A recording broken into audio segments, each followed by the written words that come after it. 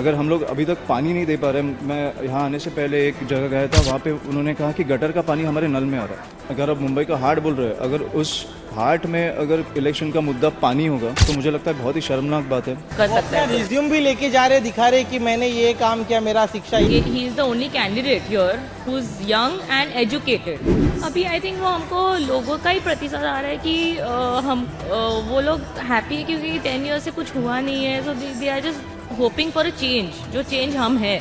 मैं नया हूँ पर मुझे एक काम करने की आग है और लोगों का विश्वास है मेरे ऊपर।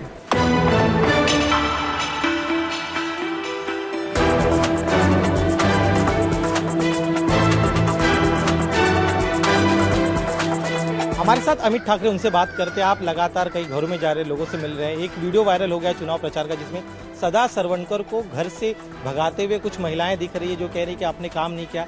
मुद्दों की बात करें तो इसलिए मुझे लगता है कि जो महिला बचत गट था हमारे कोईवाड़ा में, वो जो काम कर रहे थे वो बहुत ही एक आनंद के साथ कर रहे थे। उनको बहुत ही खुशी हो रही थी कि जो खाना वो बना रहे हैं, मैं भी वहाँ गया हूँ, मुझे लगता है मेरे सब सहकारी वहाँ पे जाते थे।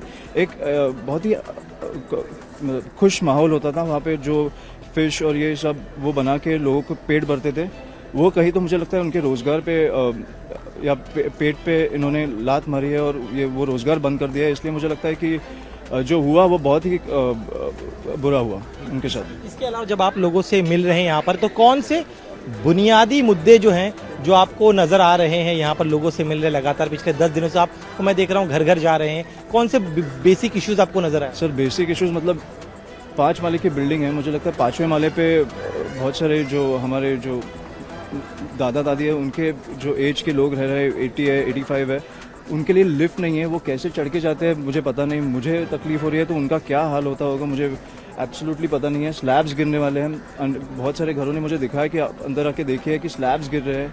तो मुझे लगता है बहुत ही बुरी परिस्थिति है।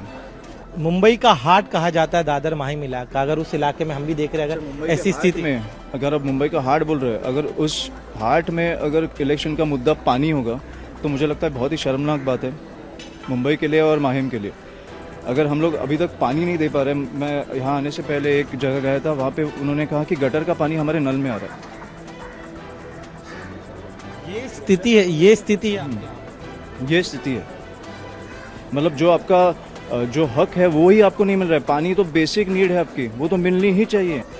हम लोग अभी भी जो 2024 में इस मुद्दे पे अगर चुनाव लड़ रहे हैं तो मुझे लगता है बहुत ही शर्मनाक बात है। ये मुद्दे तो अगर मैं चुन के आया तो ये मुद्दे तो डेफिनेटली दूंगा, जैसे कि रास्ते है, ये ऐसे लिफ्ट है, जो मुद्दे आराम से हो सकते हैं। इन्हें कुछ 5 साल नहीं लगेंगे, पर उसके बावजूद मेरी एक विजन है माहिम के लिए जो मैं आगे जाके देना चाहूँगा, जो लोगों ने एक्सपेक्ट भी नहीं किया होगा, क्योंकि ऐसे जीने की आदत हो गई अभी। बुनियादी मुद्दों की बात करें, लेकिन इस पूरे महाराष्ट्र विधानसभा चुनाव में हम देख रहे हैं लोग जो है कटेंगे बटेंगे की बात करें, अलग अलग नारे आ रहे। ये जो मुद्दे होने चाहिए जिस पर चुनाव लड़ा जाना चाहिए, वो पूरी तरह से गायब है। तो वो सवाल मुझे लगता है उनसे पूछिए। उनसे पूछे, अगर आप चुनकर आते हैं तो आप क्या करेंगे? क्या ये स्थितियां बदलेंगी? जाहिरनामा बनाया है, उसमें जो काम मैं करना चाहूँगा वो सब मैंने लोगों के सामने रखा है। इसलिए मैं घर घर जाके मैं लोगों को समझा रहा हूँ, बता रहा हूँ कि मैं क्या करना चाहता हूँ, मेरे जो सहकारी वो क्या कर सकते हैं, हमारी ताकत क्या है। इसलिए मुझे लगता है कि हम जो काम कर रहे हैं, मुझे नहीं लगता इस प्रकार से और जो बाकी के पक्ष है वो ऐसे काम कर रहे हैं, क्योंकि ये जो खोखा है, गद्दार है, इससे आगे भी बढ़ना चाहिए। अभी अब लोगों के दम पे चुनाव जीत के आने वाले हो तो उनके लिए क्या कर सकते हो, मुझे लगता है वो अब बताइए।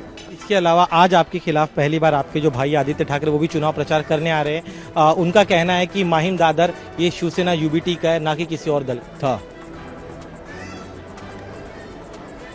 अभी 23 को आपको पता चलेगा। इसके अलावा श्रीकांत शिंदे भी यहाँ पे आ रहे हैं, वो भी कह रहे कि हमारी सीट है, यहाँ से आप काफी नए हैं। दोनों ही दल कह रहे कि आप काफी नए हैं, सियासत में आपको बहुत वक्त लगना है। मतलब इसका मैं क्या जवाब दूं?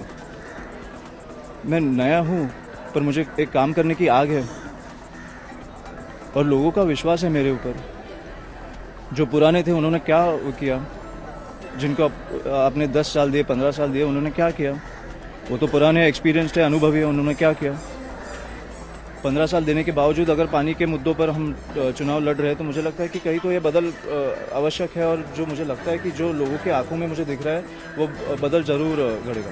कह रहे कि आपको चेंज नजर आ रहा है, लोगों से मिल रहा है। डेफिनेटली आप आइए, मुझे लगता है लोगों की आंखों में आंसू है, वो घर बुला रहे हैं, खाने को दे रहे हैं, पीने को दे रहे हैं। मुझे लगता है कि ये बहुत अच्छे संकेत है। ऐसी ऐसी मुझे नहीं लगता ऐसी वेलकम किसी को मिल रहा होगा। लेकिन वो कह रहे कि अभी आप एक्सेसिबल, लेकिन चुनाव अगर आप जीत गए तो एक्सेसिबल नहीं रहेंगे आपसे। इस पे मैं क्या कहूँ, मतलब अभी 5 साल देने से पहले भी मैं एक्सेसिबल था और 5 साल के बाद भी मैं एक्सेसिबल रहूँगा, क्योंकि मैं माहिम में पला बड़ा हूँ। मेरे 3 शाखा होंगे, एक प्रभा देवी में, एक माहिम में, एक दादर में। मैं तीनों जगह अवेलेबल रहूँगा, मैं तीनों जगह एक्सेसिबल रहूँगा। एक्सेसिबिलिटी मैं पहले भी था, क्योंकि मैं माहिम एरिया में कहीं भी जाना होगा तो मैं गाड़ी का इस्तेमाल नहीं करता हूँ, मैं चल के जाता हूँ। बहुत सारे लोग मुझे मिलते हैं रास्ते पे, बहुत सारे लोग मुझे कुछ उनके जो समस्या है वो बताते हैं, जो अगर एमएलए ना रहूँ तो भी मैं छुड़ा सकता हूँ। इतनी बेसिक समस्या है। तो एक्सेसिबिलिटी का जो बात है वो आएगी ही नहीं, क्योंकि उसके बाद भी मैं एक्सेसिबल रहूँगा, उसके पहले भी था। मैं दूसरा नंबर लेने वाला हूँ जो सबके पास मैं पहुँचाने वाला हूँ, जो 3-3.5 लाख जो लोग हैं हमारे। पर उनसे मैं एक विनती करता हूँ कि रात को क्योंकि मैंने बहुत बार, मैं 2015 से काम कर रहा हूँ। इसके अलावा मैं चाहूँगा, आप राज साहब के बेटे हैं, ऐसे में उम्मीद की जा रही थी कि आपके लिए आसान रास्ता, लेकिन उन्होंने आपके लिए मुश्किल रास्ता चुना, किसी से बात नहीं की, आपको एक मुश्किल डगर पे डाल दिया। क्योंकि इसी शहर में हमने देखा है वर्ली सीट चुनने के लिए 2 नेताओं को एमएलसी बना दिया गया, लेकिन आपके लिए मुश्किल रास्ता क्यों चुना? क्योंकि वो हमारा काम करने का तरीका है। हम लोगों के विश्वास पे काम करते हैं, हम लोग दूसरे पार्टी के विश्वास पे नहीं काम करते हैं। इसलिए मैंने, साहब ने किसी को कॉल नहीं किया, ये मुझे बहुत अच्छा लगा, क्योंकि मैं अकेला ये चुनाव नहीं लड़ना चाहता था, कोई तो सामने हो। हमसे बात करने के लिए तो ये थे अमित ठाकरे। इनका कहना है कि रास्ता भले ही मुश्किल हो, लेकिन वो लोगों से मिल रहे हैं, उनके मुद्दों को समझ रहे हैं और जल्द से जल्द जो है वो लोगों के बीच ज़्यादा से ज़्यादा जाकर उनके मुद्दों को सुनेंगे, उन्हें समझेंगे और उन्हें हल करने का प्रयास करेंगे। वो ये भी दावा कर रहे हैं कि यहाँ के लोग बदलाव चाहते हैं। माहिम सीट पर एमएनएस ने पूरी ताकत झोंक दी है। अमित ठाकरे के साथ उनकी अर्धांगिनी मिताली भी चुनाव प्रचार पर उतरी और लगातार मतदाताओं से मिल रही है। मिताली, आपसे जानना चाहेंगे, आप लोगों के बीच जा रहे हैं, किन मुद्दों के बारे में वो बात करें जो चाहते हैं कि अगर अमित ठाकरे जीतते हैं तो वो उनको सॉल्व करें? बहुत सारे बेसिक नीड्स हैं उनके, जो लाइक पानी, लाइट, बेसिकली वो हम मुझे बोल रहे थे उस दिन, मैं फिशरमैन कॉलोनी में थी, तब वो बोल रहे थे मुझे हमारे इधर लाइट नहीं है, तो आप जब अंदर जाओगे तो आपको दिखेगा नहीं। तो मतलब मेरे को फ़ोन का टॉर्च लगा के I had to go inside. So मुझे लगा ये तो बेसिक चीज़ है। मैंने इमीडिएटली बाहर आके हमने हमारे सहकारी को बोला कि आप ये सॉल्व कर दो। आज इनफैक्ट वो सॉल्व होने वाला है। आज लाइक मैं गई थी 2-3 दिन पहले, अभी वो सॉल्व हो रहा है आज, और हमको आज फाइनल रिपोर्ट मिल जाएगा उसके ऊपर। सो इतने बेसिक चीज़ को हम आसानी से कर सकते हैं। सो वो हो रहा है। सो थोड़े थोड़े चीज़ सॉल्व हो रहे हैं, जैसे बाकी के सब है, पानी, वो गटर के फ्लैप्स पे, इलेक्ट्रिसिटी है एंड ऑल। आपके लिए खुद कितना भी चैलेंजिंग, घर, आपका काम और साथ में चुनाव प्रचार कैसे मैनेज कर पा रहे? काफ़ी हेक्टिक शेड्यूल हम देख रहे हैं कि हर जगह आप अमित के साथ जा रहे, महिलाओं से मिल रहे, बच्चों से मिल रहे, लोगों से बात कर रहे। अभी फ़िलहाल तो प्रायोरिटी यही है, ये चुनाव हमारी प्रायोरिटी है, बिकॉज हमको अंदर से भी काम करना है, बिकॉज बहुत इजीली हो सकता है ये काम। सो फुल मेहनत लगी है हमारी फॉर अमित। सब सपोर्ट दे रहे हैं, सब हम जिधर जा रहे हैं हमको इतना अच्छा रिस्पांस मिल रहा है।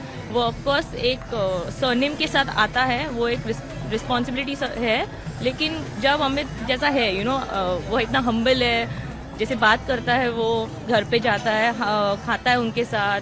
सो वो उनको वो एड ऑन है, वो उनको बहुत अच्छा लगता है कि इतना बड़ा, लेकिन इतना बड़े आदमी का बेटा आ रहा है। बॉडी लैंग्वेज से लग ही नहीं रहा है कि राज ठाकरे का बेटा आ रहा है। तो ये जब लोगों से आप बात करते तो उनके रिएक्शंस क्या आ रहे, जो उनका बिहेवियर है?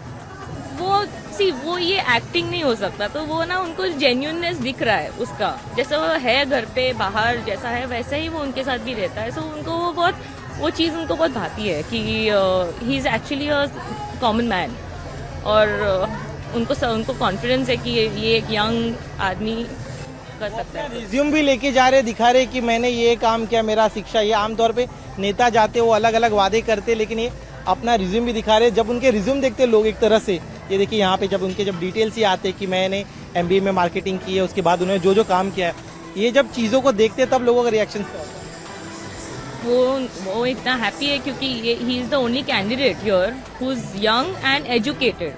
सो एजुकेशन है, that is important. So they are very good, they are very positive about this, that he will do something. They have a lot of faith in him.